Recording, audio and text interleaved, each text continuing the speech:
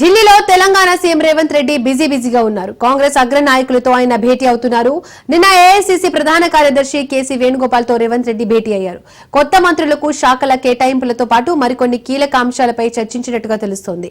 PCC కార్యవర్గం corporation చైర్మన్ల భర్తీపై KC Venugopal తో CM చర్చించారు. స్థానిక సంస్థల ఎన్నికల నేపథ్యంలో పీసీసీ కార్యవర్గంతో పాటు కార్పొరేషన్ చైర్మన్లను భర్తీ చేస్తే ఎలా ఉంటుంది అనే అంశంపై సమాలోచనలు జరిపినట్లుగా సమాచారం అందుతోంది. ఇవాళ కూడా సీఎం కాంగ్రెస్ నాయకులతో భేటీ అవుతారని తెలుస్తోంది.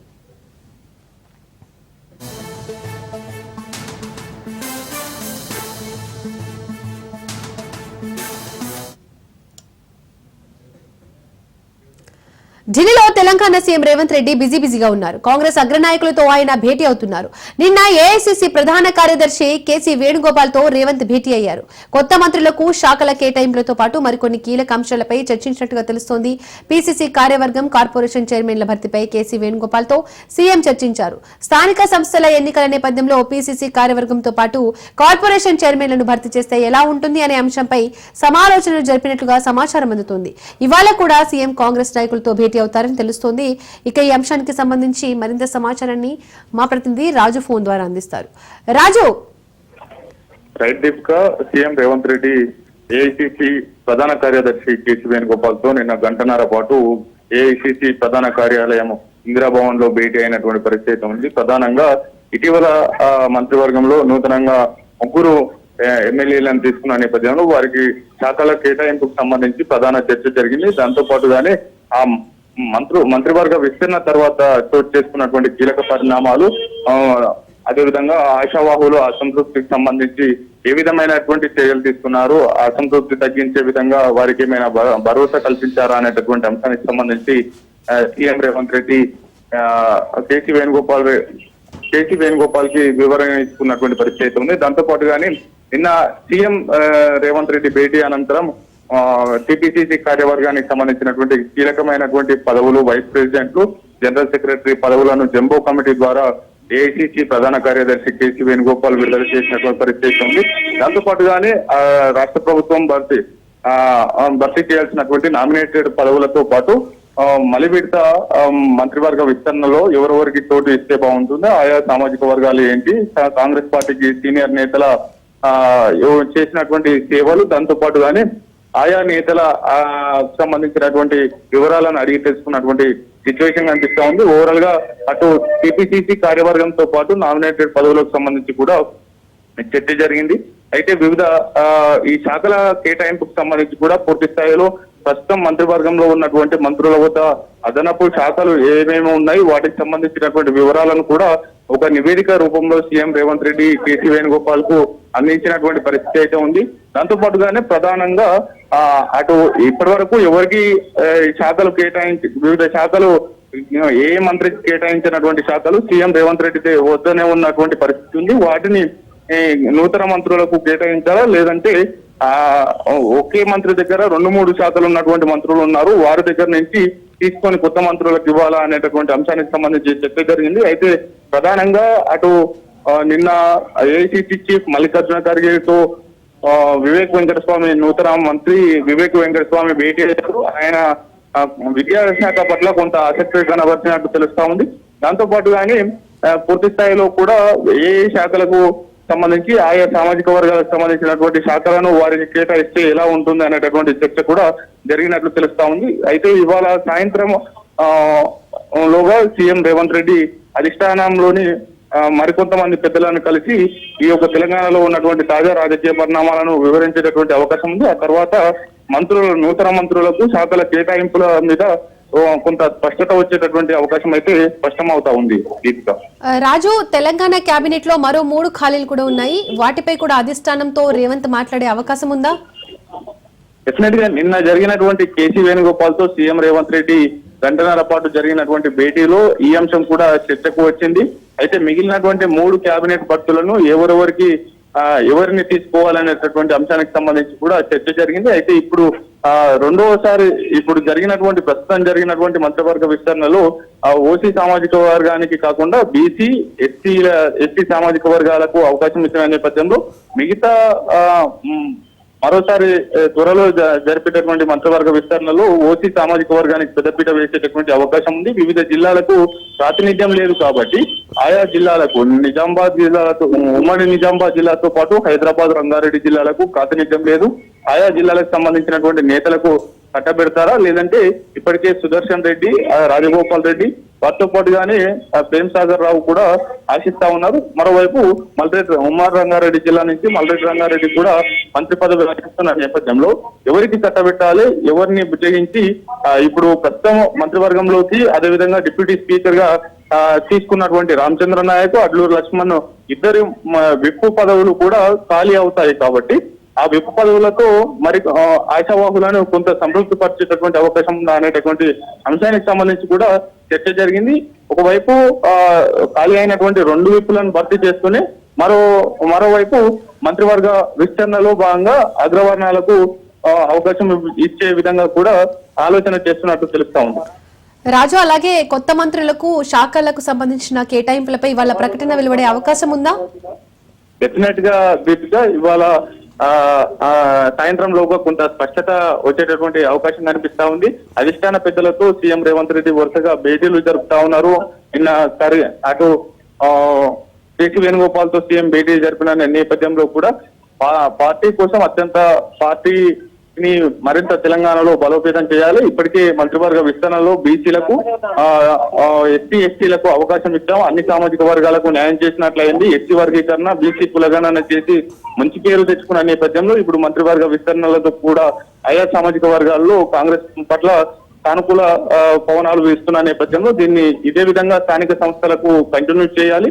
దాంతో పాటుగానే పూర్తి స్థాయిలో మంత్రి మిగిలినటువంటి 3 కేబినెట్ భర్తలకు సంబంధించి కూడా స్థానిక సంస్థల తర్వాత భర్తీ చేయాలా అనేటటువంటి యోచనలో ఉన్నట్లు తెలుస్తా ఉంది. అయితే శాఖల కేటాయింపుకు సంబంధించి కూడా వివేక్ వెంకటస్వామికి అటు సింగరేణికి సంబంధించినటువంటి కార్మికులతో కొంత అనుబంధం ఉంటుంది. ఆ చెన్నూరు నియోజకవర్గం కూడా సింగరేణికి దగ్గరగా సింగరేణి ప్రాంతంలోని నియోజకవర్గమే కాబట్టి కార్మిక శాఖ కేటాయిస్తారనేటటువంటి చర్చ నడుస్తా ఉంది. కార్మిక శాఖతో పాటు న్యాయశాఖ కేటాయించేటటువంటి అవకాశం ఉన్నట్లు ప్రచారం అయితే జరుగుతా ఉంది. మరోవైపు అడ్లూరు లక్ష్మణ్ కు ఎస్సీ ఎస్టీ సంక్షేమ శాఖ కేటాయించేటటువంటి అవకాశం ఉన్నట్లు తెలుస్తా ఉంది. మరోవైపు శ్రీహరి ముద్రాజుకు క్రీడలు మరియు యువజన శాఖలతో పాటు పశుసంవర్ధక శాఖలు కూడా కేటాయిస్తారనేటటువంటి చర్చ అయితే నడుస్తుంది. అయితే కొంత నేతలను వారికి కూడా కీలకమైనటువంటి ఆయా సామాజిక వర్గాలను దృష్టిలో పెట్టుకొని ఆయా సామాజిక వర్గాలకు సంబంధించినటువంటి సమస్యలు వారికి ఎరిగిన నేతలు కాబట్టి ఆయా శాఖలు కేటాయిస్తే కొంత మెరుగైన పవనాలు కాంగ్రెస్ పార్టీ పట్ల పవనాలు వీల్చే అవకాశం ఉంటుంది అనేటటువంటి భావన ఉన్న నేపథ్యంలో వారికి కూడా కీలకమైనటువంటి శాఖలు కేటాయించేటటువంటి అవకాశం ఉంది. అయితే ఇప్పటికీ ఎవరికి కేటాయించని శాఖలు కేటాయించాలా, లేదంటే ఒక్కొక్క మినిస్టర్ వద్ద మొదటి విడతలో కేబినెట్ లో చోటు సంపాదించుకున్నటువంటి మంత్రుల వద్ద ఒకటికి మించి శాఖలు ఉన్న నేపథ్యంలో వారి దగ్గర ఉన్నటువంటి శాఖను తీసి కొత్త మంత్రులకు ఇవ్వాలా అనేటటువంటి చర్చ జరుగుతా ఉంది. ఏది ఏమైనప్పటికీ కేబినెట్ లో మొదటి నుంచి ఉన్నటువంటి మంత్రులు ఒకరి శాఖలు మార్పులు జరిగేటటువంటి అవకాశం ఉంది అనేటటువంటి చర్చ కూడా నడుస్తున్నటువంటి పరిస్థితి అయితే ఉంది. దీనికి సంబంధించి కూడా కొంత చర్చ జరిగినట్టు పార్టీ వర్గాలు తెలుపుతా ఉన్నాయి. Deepika, thank you Raju.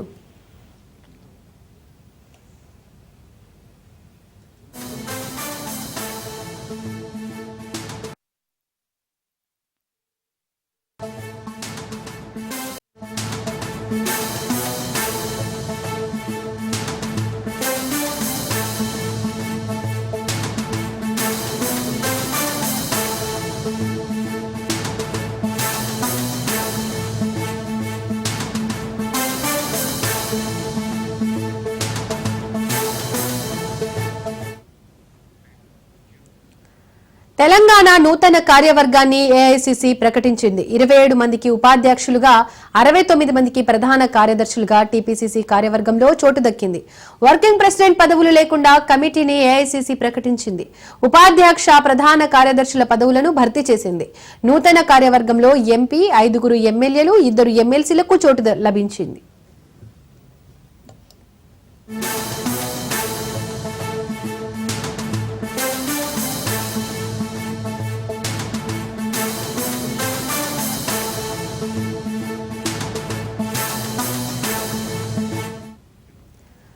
TPCC ఉపాధ్యక్షులుగా ఎంపీ రఘువీర్ రెడ్డి, ఎమ్మెల్యేలు నాయిని రాజేందర్ రెడ్డి, చిక్కుడు వంశీకృష్ణ, ఎమ్మెల్సీలు బల్మూరి వెంకట్, బసవరాజు సారయ్య నియమితులయ్యారు. జనరల్ సెక్రటరీలుగా ఎమ్మెల్యేలు వేడ్మా బొజ్జు, పర్ణికారెడ్డి, మట్టా రాగమయ్యి తదితరులకు టీపీసీసీ కార్యవర్గంలో చోటు లభించింది. కాంగ్రెస్ హైకమాండ్ అన్ని సామాజిక వర్గాలకు ప్రాధాన్యత ఇచ్చింది. సంస్థాగతంగా నిబద్ధతతో పనిచేసిన కార్యకర్తలకు అవకాశం దక్కింది.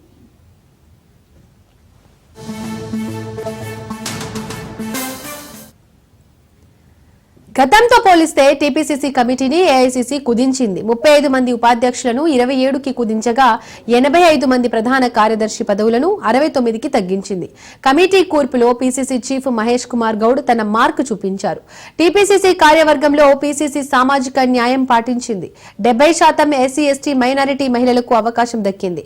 మొత్తంగా టీపీసీసీలో 96 మంది నేతలకు కీలక పదవులు దక్కాయి.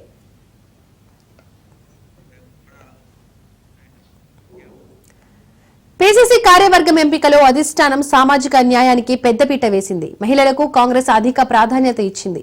27 మంది ఉపాధ్యక్షులలో బీసీలకు 8, ఎస్సీలకు 5, ఎస్టీలకు 2, ముస్లింలకు 3 పదవులు ఇచ్చారు. 67% ఎస్సీ ఎస్టీ బీసీ మైనారిటీలకు ప్రాధాన్యత ఇచ్చారు. 69 ప్రధాన కార్యదర్శి పదవులలో బీసీలకు 26, ఎస్సీలకు 9, ఎస్టీలకు 4, ముస్లింలకు 8 పదవులు దక్కాయి. గతంతో పోలిస్తే టీపీసీసీ కమిటీని కుదించింది.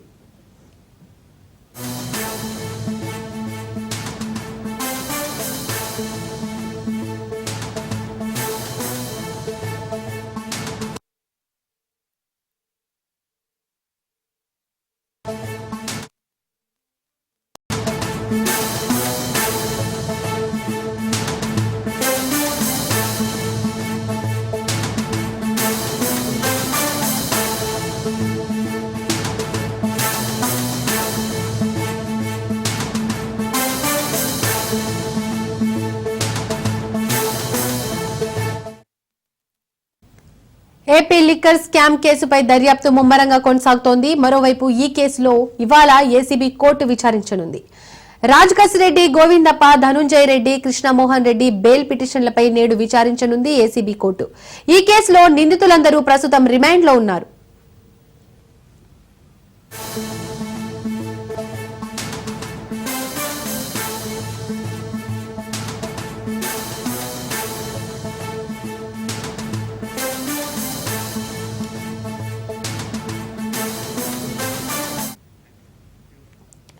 ఏపీ లిక్కర్ స్కామ్ కేసుపై దర్యాప్తు ముమ్మరంగా కొనసాగుతోంది. మరోవైపు ఈ కేసుపై ఇవాళ ఏసీబీ కోర్టు విచారించనుంది. రాజకేశ్ రెడ్డి, గోవిందప్ప, ధనుంజయ రెడ్డి, కృష్ణమోహన్ రెడ్డి బెయిల్ పిటిషన్లపై నేడు విచారించనుంది ఏసీబీ కోర్టు. ఈ కేసులో నిందితులందరూ ప్రస్తుతం రిమాండ్లో ఉన్నారు.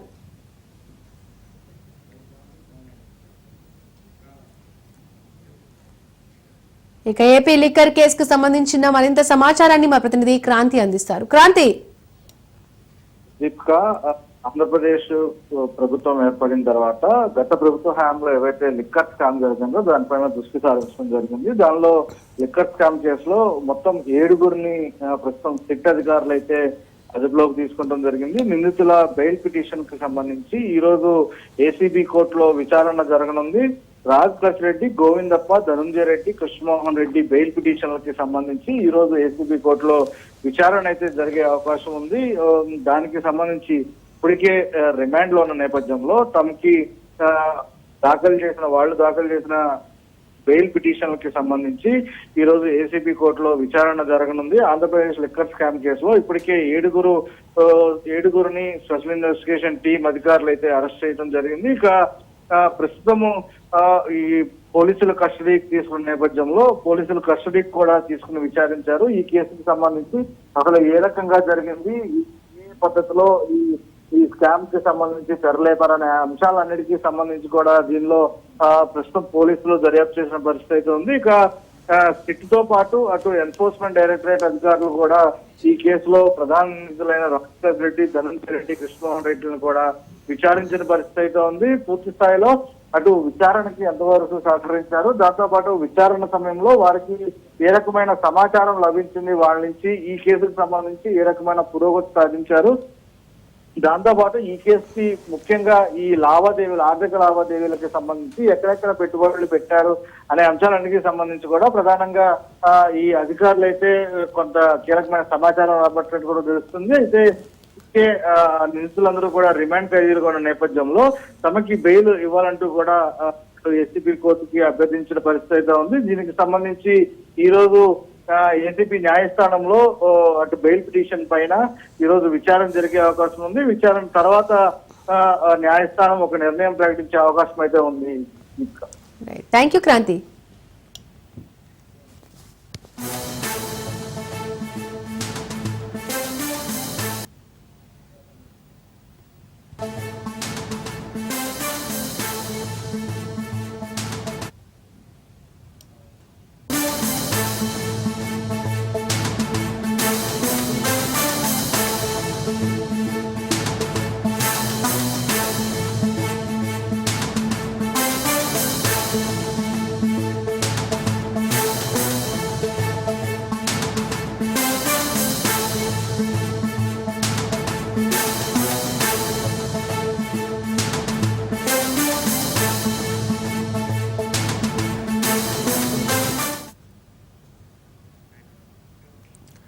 విశాఖ మెట్రో రైలు ప్రాజెక్టులో మరో ముందడుగు పడింది. ఈ ప్రాజెక్టు కోసం నిర్దేశించిన ప్రాంతాలను మెట్రో రైలు అధికారులు ఆసియన్ ఇన్ఫ్రాస్ట్రక్చర్ ఇన్వెస్ట్మెంట్ బ్యాంక్ ప్రతినిధులు పరిశీలించారు.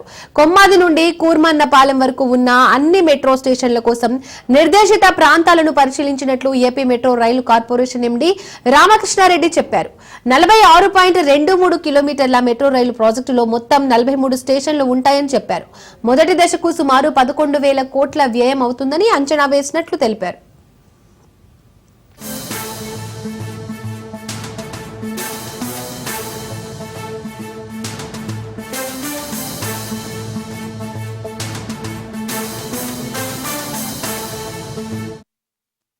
విశాఖపట్నం వాసులు ఎప్పటి నుండో ఎదురు చూస్తున్న మెట్రో రైలు సదుపాయం అయితే ఈ రోజు అయితే మరొక అడుగు ముందుకు వచ్చిందనే విషయానికి తెలియజేయచ్చు. ప్రస్తుతం మెట్రో అధికారులు ఎవరైతే ఉన్నారో వాళ్ళు ఈ రోజు 46.22 కిలోమీటర్లకు సంబంధించి ఇక్కడ కూర్మన్నపాలెం నుండి అవతల కొమ్మాది వరకు, దాదాపు తాటిచెట్లపాలెం నుండి చినవాల్తేరు వరకు, అలానే గురుద్వారా నుండి 1 టౌన్ పోలీస్ స్టేషన్ పాత పోస్ట్ ఆఫీస్ వరకు అయితే అన్ని ప్రాంతాలని పరిశీలించి దాదాపు దీనికి కావాల్సిన ఏర్పాట్లు, అలానే డబుల్ డెక్కర్ ప్రస్తుతం ఎక్కడైనా సరే సింగిల్గా అయితే మెట్రో సర్వీస్ అయితే నడుపుతూ ఉంటారు. కానీ ప్రస్తుతం విశాఖ నగరంలో నూతనంగా అయితే డబుల్ డెక్కర్ పాలసీని తీసుకొచ్చి ప్రజలకి అందుబాటులో మెట్రోతో పాటు పైనుండి కూడా బస్సెస్ కానీ, అలానే హెవీ ట్రాన్స్పోర్ట్ అంటే హైవేకి ఇబ్బంది లేకుండా, ఇది నేషనల్ హైవేకి మొత్తం ఆనుకొని అయితే విశాఖ నగరం అంతా కూడా ముందుకు వెళ్ళడం జరుగుతుంది. అందుకు సంబంధించి హైవేకి ఎటువంటి ఇబ్బందులు లేకుండా డబుల్ డెక్కర్ ప్రవేశపెట్టి హైవేని ఇబ్బంది చేయకుండా అయితే పైనుండి పంపించే ప్రయత్నాలు అయితే డబుల్ డెక్కర్ తీసుకురావడం అయితే జరిగింది. దీనికి సంబంధించి డిపిఆర్లు అయితే ప్రస్తుతం ఇప్పటికే తీసుకురావడాన్ని అయితే నారాయణ శాఖ మంత్రి, పురపాలక శాఖ మంత్రి నారాయణతో పాటు చర్చలు జరిపి స్థానికంగా రైల్వే అధికారులు కూడా దీనిపైన మెట్రో రైల్వే అధికారులు దీనిపైన చర్చలు జరిపి విశాఖ మెట్రోని అయితే 3 కారిడార్లుగా నిర్మించాలని డిపిఆర్లు కూడా రూపొందించడం జరిగింది. అందుకు సంబంధించి మొదటి దశలో 3 కారిడార్ల ప్రాజెక్టులు చేపట్టాలని చెప్పేసి అయితే 46.22 కిలోమీటర్లకు 42 స్టేషన్లను అయితే ఇక్కడ ప్రతిపాదించడం జరిగింది. దానికి అనుగుణంగా అయితే ఒక కారిడార్ కోరమండపాలెం నుండి కొమ్మాది వరకు నిర్మించడానికి దాదాపు ఈ యొక్క ప్రాంతం మొత్తం కూడా, సిటీ మొత్తం కూడా హైవేని ఆనుకునే ఈ మొదటి కారిడార్ అయితే వెళ్ళబోతుంది. అందుకు సంబంధించి 34.40 కిలోమీటర్ల ఈ యొక్క కారిడార్లో 29 మెట్రో స్టేషన్లు అయితే రాబోతున్నాయి.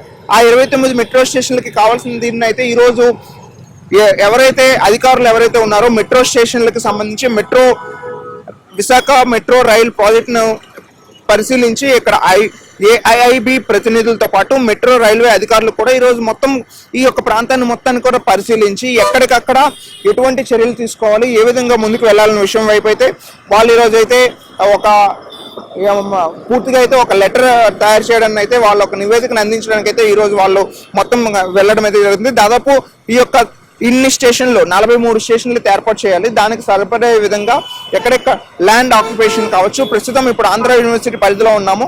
ఇక్కడ అయితే దాదాపు మొత్తం ఇదంతా కూడా ఎప్పటి నుండో చరిత్రకి ఒక మారుపేరుగా ఉన్న ఆంధ్ర యూనివర్సిటీ పరిధి కావచ్చు, అటు సైడ్ సెంట్రల్ పార్క్ కావచ్చు, సెంట్రల్ ఒక షాపింగ్ మాల్ ఉంది, ఇటు సైడ్ వచ్చేసి పార్క్ ఉండడం అయితే కూడా ఇదంతా కూడా ఉండడం అయితే జరుగుతుంది.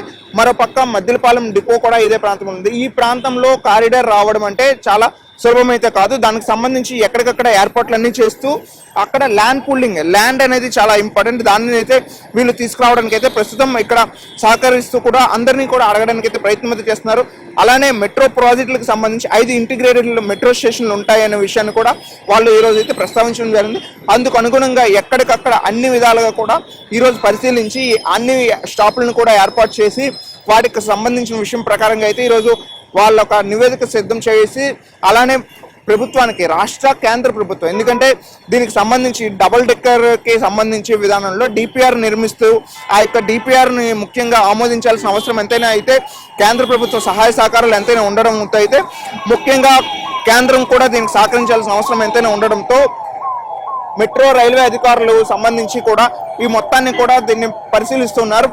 ఈ వే అయితే ఉంటుందో దీనిపైన ఎక్కువగా ఈ తాకిడి ఉంటుంది, పబ్లిక్ తాకిడి అయితే అత్యధికంగా ఉంటుంది. దాన్ని అనుగుణంగా పెట్టుకొని పబ్లిక్ ఎటువంటి ఇబ్బందులు లేకుండా ఏ విధంగా అయితే మనం రూట్ మ్యాప్ తీసుకోవాలనే విషయాన్ని అయితే ప్రస్తుతం అయితే తీసుకొచ్చారు. అయితే మొట్టమొదటిగా ఈ యొక్క కారిడార్కి ఈరోజు అడుగులు పడడంతో దాదాపు మొదటి కారిడార్ కోరమండపాలెం నుండి కొమ్మాది వరకు అంటే 36 కిలోమీటర్లు ఉన్న ఈ యొక్క కారిడార్ నిర్మించడానికి 11,000 కోట్ల రూపాయలు ఖర్చు అవుతుంది అని అయితే దానికి డిపిఆర్లు కూడా సిద్ధం చేయడం అయితే జరిగింది. ఆ డిపిఆర్లకు అనుగుణంగా అయితే స్థానికంగా అడుగులైతే ముందు కదులుతున్నట్టే అయితే మనం తెలుసుకోవచ్చు.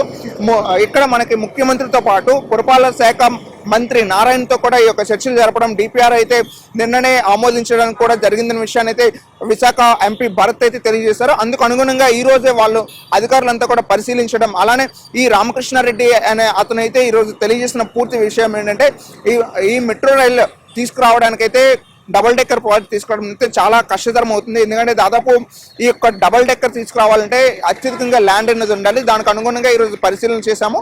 మరికొద్ది రోజుల్లో దీనిపైన నివేదికను సిద్ధం చేసి 2-3 రోజుల్లోనే ఈ యొక్క నివేదికను పురపాలక శాఖ మంత్రికి అందజేస్తామనే విషయాన్ని అయితే కూడా తెలియజేయడం జరుగుతుంది.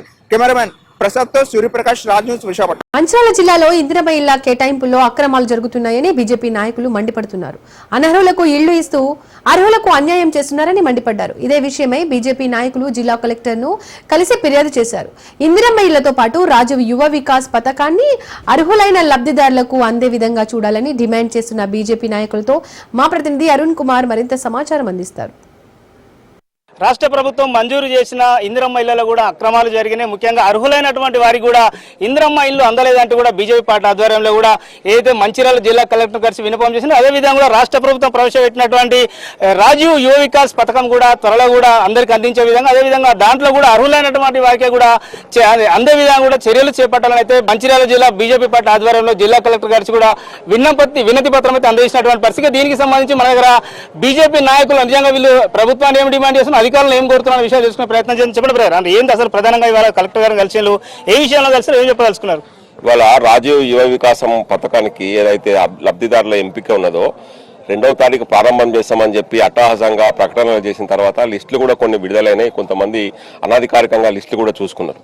కానీ రాష్ట్ర ఉప ముఖ్యమంత్రి గారు కావచ్చు, ఈ ప్రభుత్వం కావచ్చు, మేము సిబిల్ స్కోర్ తోటి సంబంధం లేకుండా, మన పాన్ కార్డ్ తోటి సంబంధం లేకుండా యువకులకు 6,000 కోట్ల రూపాయలతోటి 5 లక్షల మంది యువకులకు 50,000 నుంచి 4 లక్షల వరకు రుణాలు ఇస్తామని ప్రకటన చేస్తే మీరు 5 లక్షల మంది అంటే 25 లక్షల మంది అప్లికేషన్లు పెట్టచ్చు. చాలా మంది పొట్ట చేత పట్టుకొని అయ్యో మాకు లోన్ వస్తుంది, ఏదో చిన్న వ్యాపారం చేసుకుంటామని ఆశతోటి పెట్టుకుంటే చిట్ట చివరికి ఏం చేసింది అంటే ప్రభుత్వము మీ దగ్గర ఉన్నటువంటి పాన్ కార్డు తీసుకురండి, లేకుంటే మీ దగ్గర ఉన్న బ్యాంకులో పోయి సివిల్ స్కోర్ పట్టుకరండి అనేసరికి నీరు గారిపోయింది. యువత ఇవాళ చిన్న చిన్న లోన్లు, గోల్డ్ లోన్ కావచ్చు, ఇల్లు పెట్టి కాగితాలు పెట్టి కావచ్చు, భూమి కాగితాలు పెట్టి కావచ్చు, ఎవరితో షూరిటీ తోటి కావచ్చు లోన్లు తీసుకున్న వాళ్ళు ఉన్నారు. వాళ్ళు ఆ లోన్ కట్టలేని పరిస్థితులలో, వాయిదాలు చెల్లించలేని పరిస్థితులలో, దయనీయమైనటువంటి బీద స్థితిలో ఉన్న కారణంగా వాళ్ళకి సిబిల్ స్కోర్ ఇవాళ లేదు. అటువంటి వాళ్ళని మీరు ఎంపీలుగా లేకుండా బ్యాంకుల లోన్ల సిబిల్ స్కోర్ ఉండాలంటే నెలకు వాయిదాలు కట్టేటోడు ఉండాలా, లక్షల రూపాయలు బ్యాంకులో ఉండాలా, బ్యాంకులో అప్పు లేకుండా ఉండాలా, ఇలాంటివి ఉండాలి. బ్యాంకులో అప్పు లేనోనికి నువ్వు అప్పిచ్చి ఏం చేస్తావు?